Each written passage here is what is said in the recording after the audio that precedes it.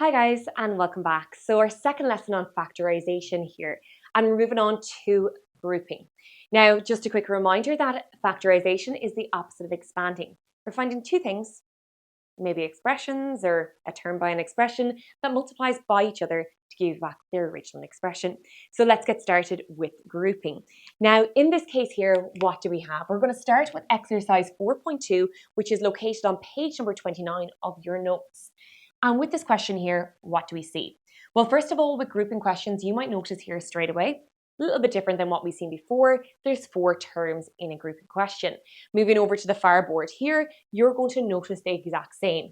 There's 4 terms here, there's 4 terms here, and you'll notice that in your notes as well on page number 29. Now, in this case here, how do we factorize? Well, factorization here, I think is pretty easy, despite this actually not appearing on the Leaving Cert paper since Project Math has been introduced. When I'm asked to factorize a question like this, what do I do? Well, the first thing I want you to do, and I want you to get in the habit of it, is I want you to draw a line down the middle. Now, not always will this work. Sometimes you do have to manipulate and move things around at the first, but let's just start off by seeing will it work here. Because 4 terms means grouping. Now, what we want to do here is we want to treat these as 2 different expressions. And with each of these 2 expressions, we want to factorize using our method for highest common factor. What will that look like? On the left-hand side here, we have 12a cubed minus 9a squared. I want to find the highest common factor of these 2 terms. What will divide into 12 and 9? We have 3. And what will divide into a cubed and a squared, always to the lowest power, a squared. So here my highest common factor is 3a squared.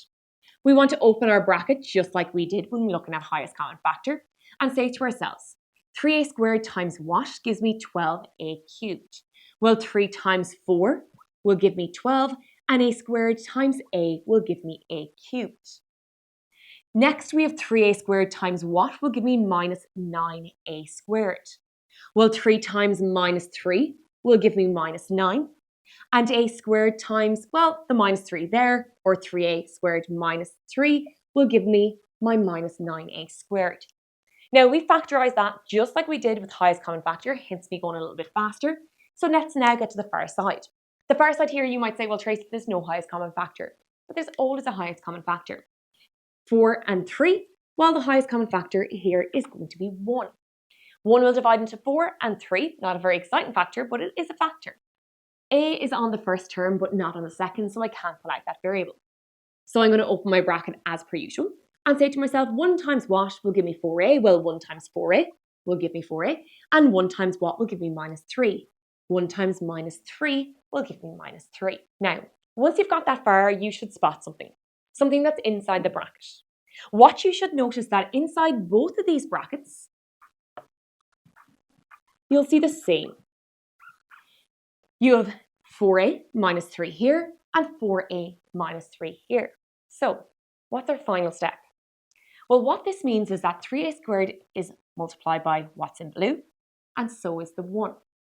So I'm going to open up 2 brackets like this. In my first bracket or second, it actually doesn't matter the order of which goes here and here. In my first bracket, I'm going to have my 3a squared plus 1, what's underlined in red. And in my second bracket here, I'm going to take what's underlined in blue, my 4a minus 3. And again, the 3a squared will be multiplied by everything underlined in blue, and so will that 1. To check it, you can multiply out your brackets and you're well able to expand yourself. Let's move a little bit further. We're going to jump over on page number 29 as far as D. Now on page number 29 where you see D, let's start off here again with the same idea. First thing I want you to do, we check its grouping. There's 4 terms, so it does look like grouping. So let's see if we can work this out. We're going to, as per usual, split it down the middle. Now again, you may have to manipulate. However, for the moment, we're not going to worry about that. And what we're going to do is we're going to take the left-hand side, factorize, the right-hand side, factorize. But now we know what the trick is. Just like we've seen on the far board over here, we want to make sure when we actually factorize both sides using our method for highest common factor, we get the same in both brackets, okay? That's the aim of the game. And if we don't, what we know is that we'll have to go back and maybe manipulate things around. So starting off on the left-hand side here. On the left-hand side here, we have 12n cubed plus 4n squared. Now, 4 will divide into both 12 and 4.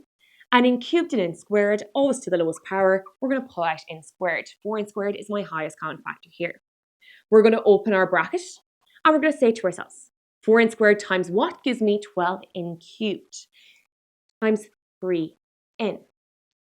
4n squared times what gives me 4n squared plus 1. On the far side, same idea applies.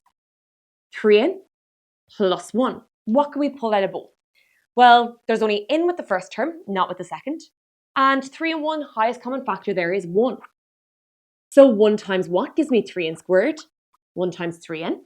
And 1 times what gives me 1? 1 times 1. Now, you're seeing here that in both brackets, it's identical. So what we want to do is that 4n squared is multiplied by the blue, and the plus 1 is multiplied by what's underlined in blue also. We're going to open our two brackets here, and in the first bracket, I'll place in what's in red, my 4n squared plus 1, and in the second, what's repeated, what is the same or identical, the 3n plus 1. Again, this 4n squared that you see here is multiplied by everything inside that bracket, and so is this 1 that you see here is multiplied by everything inside that bracket. Now our last one, we're going to move across over to G, which you'll find on page number 30. So G is our last question here. Now for G, same idea applies. What we're going to do, look, it has 4 terms and we're being asked to factorize. First thing, we're going to split it in half. Again, you may have to manipulate, but we'll try it first. Again, a little bit of trial and error. We'll get obviously a few marks for even trying, okay, once there's a correct attempt made, and then we'll check if it's right, obviously by multiplying out at the end. Here, let's look at the first 2 terms and let's factorize.